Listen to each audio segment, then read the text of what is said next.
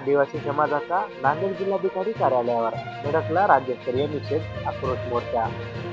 नांदेड शहरातील नवीन मुंडा येथून आदिवासी समाजाच्या राज्यस्तरीय निषेध आक्रोश मोर्चाला सुरुवात झाली।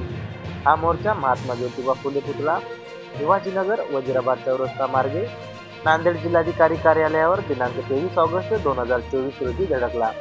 यात प्रामुख्याने मागण्या अशा होत्या की आदिवासी समाजाचे लोकप्रतिनिधी व प्रशासकीय यांच्या प्रतिमेची अवहेलना करणाऱ्या नांदेड जिल्ह्यातील समाजकंटकांना तात्काळ अटक करून त्यांच्यावर कठोर कारवाई करण्यात यावी। आदिवासी प्रशिक्षण व संशोधन संस्थेचे आयुक्त डॉक्टर राजेंद्र भारुड यांची बदली करण्यात येऊ नये।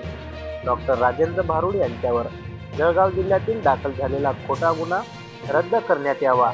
दिनांक 7 जुलै 2017 रोजीच्या सर्वोच्च न्यायालयाच्या निर्णयाची अंमलबजावणी करून महाराष्ट्रातील अधिसंख्या ठरलेल्या 12,500 पदांची विशेष भरती तात्काळ करण्यात यावी।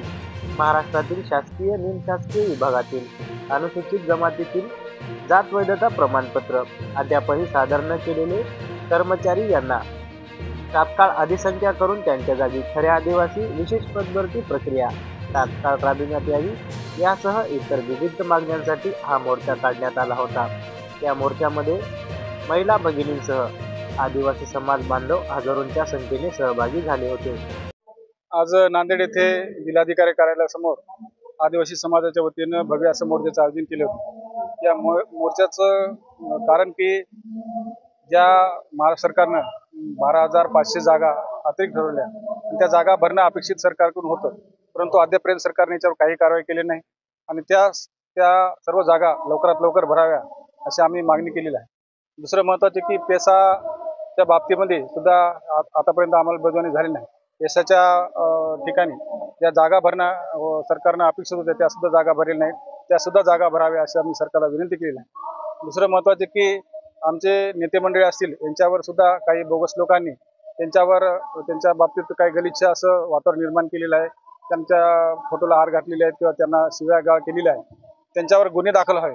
कारण आम्ही एकीकडे जागतिक आदिवासी दिन साजरे करत असताना दुसरीकडे नांदेड इथे आमच्या नेत्यावर जर असे करत असतील तर हा आमच्या सर्व नेते मंडळीचा अपमान आहे आणि त्यामुळं अट्रॉसिटी कायद्यानुसार त्यांच्यावर सुद्धा गुन्हे दाखल व्हावे अशी आम्ही मागणी केलेली आहे। मागणी आमची अशी होती शासनाकडे की 9 तारखेला जो काही गलिच्छ प्रकार या जिल्हाधिकारी कार्यालय नांदेडवर झालेला आहे तो करणाऱ्यावर जे कोणी गैरबोगस आदिवासी लोक होते त्यांच्यावर पहिल्यांदा गुन्हे दाखल करा आणि त्यांना अटक करा।